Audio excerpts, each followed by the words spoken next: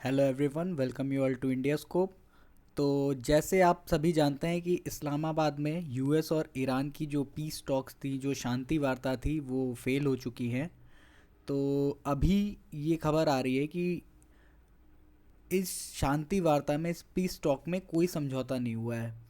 इससे पहले जो 2 हफ्ते का सीज़ फायर था वो अब खतरे में है। मतलब युद्ध किसी भी वक्त फिर से शुरू हो सकता है। जैसे आप देख रहे हैं, US Israel, if you fight we will fight back. तो ईरान ने एक ब्लंट वार्निंग दी है ट्रम्प को, जब से इस्लामाबाद टॉक फेल हो गई है। ये देखिए, अब युद्ध और बढ़ सकता है। कैसे?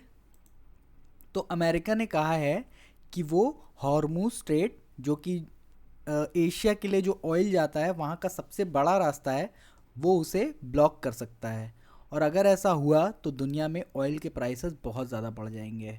ये देखिए, ट्रंप ने कहा है US to blockade Hormuz. IRGC यानी कि ईरानियन रेवोल्यूशनरी गार्ड, इन्होंने इंसिस्ट किया है कि स्टेट को ओपन रहना चाहिए। ये देखिए, state of Hormuz is open for civilian vessels but stage that military ship we will dealt with severely. मतलब कि ये सिविलियन वेसल्स के लिए तो ओपन रखना चाहते हैं, मिलिट्री शिप्स के लिए ये इसे सेवरली है, मतलब बुरी तरह से ट्रीट करेंगे मिलिट्री शिप्स को।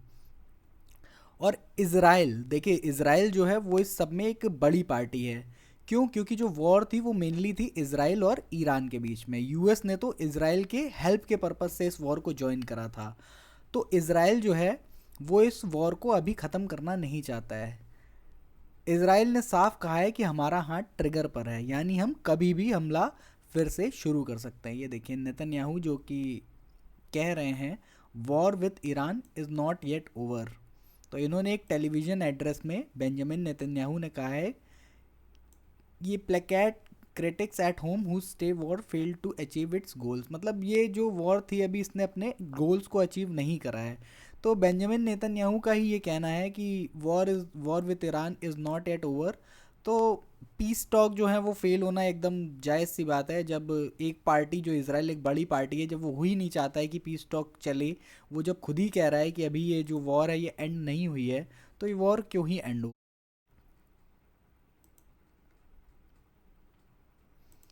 अब इससे हुआ क्या है, समुद्र में तनाव की स्थिति हो गई है। तो ईरान की नौसेना अभी भी स्टेट ऑफ हॉर्मूज में एक मजबूत स्थिति में है, और हॉर्मूज में जहाज़ों पर अभी भी हमले हो रहे हैं। और ये जो रास्ता है ना, ये दुनिया के 20% ऑयल सप्लाई का रास्ता है।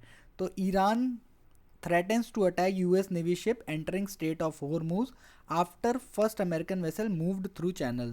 तो ईरान ने थ्रेटन किया है, यूएस नेवी को अटैक करने के लिए बोला है अगर वो स्टेट ऑफ हॉर्मूज में जाती है। कब? जब पहला अमेरिकन वेसल इस चैनल से क्रॉस हो चुका है।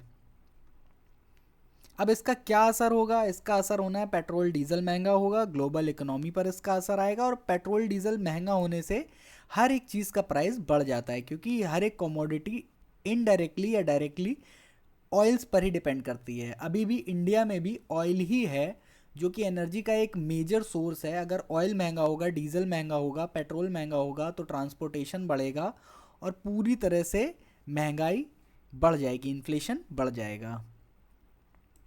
अब युद्ध और खर्च के नुकसान की बात करें तो इसराइल को अभी तक 11.5 बिलियन, यानी कि मोटा मोटा 95,000 करोड़ से ज़्यादा का नुकसान हो चुका है, और हज़ारों लोगों की मौत और बड़े स्तर पर इसराइल में भी तबाही हुई है। तो Iran war has cost Israel 11.5 billion in budgetary expenses, ये इनकी फाइनेंस मिनिस्ट्री कह रही है। अब देखिए कितना बड़ा खर्चा होता है वॉर का, लेकिन इससे निकलता कुछ हल नहीं है। देखिए कितना इन लोगों ने वॉर स्टार्ट करी थी, अमेरिका और इसराइल ने, कि ईरान को रोक लेंगे, ईरान के प्रोग्राम को रोक देंगे।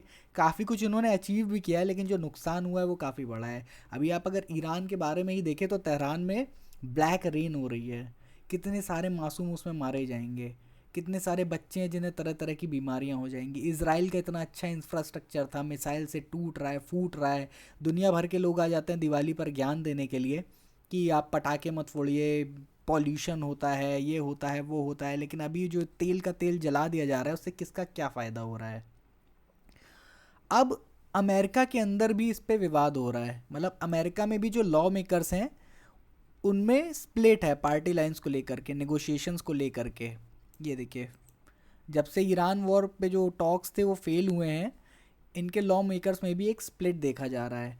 कुछ नेता जो हैं वो युद्ध को बढ़ाना चाहते हैं और कुछ चाहते हैं कि इससे आर्थिक और मानव नुकसान बहुत बढ़ेगा, तो इसे कम कर देना चाहिए या रोक देना चाहिए।